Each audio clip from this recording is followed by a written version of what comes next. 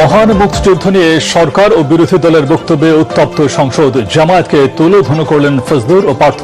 নির্বাচনে কারচুপির প্রমাণ পায়নি ইইউ।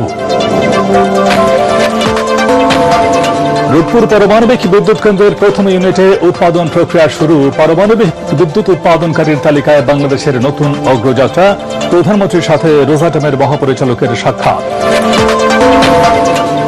বাংলাদেশের সঙ্গে যুক্তরাষ্ট্রের বাণিজ্য চুক্তিতে কোনো গোপনীয়তা নেই, জানালেন মার্কিন রাষ্ট্রদূত। তৈরি পোশাক খাতে আগের মতোই বহাল থাকছে কোটা ফ্রি সুবিধা, জানালেন ব্রিটিশ হাই কমিশনার।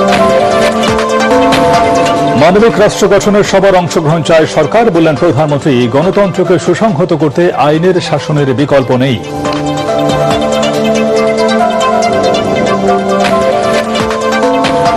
এবং দেশে জঙ্গি ইস্যুতে বিপরীত মেরুতে তথ্য উপদেষ্টা ও স্বরাষ্ট্রমন্ত্রী মাঠ পর্যায় থেকে সেনাবাহিনী পর্যায়ক্রমে তুলে নেয়ার কথা জানালেন সালাউদ্দিন আহমদ।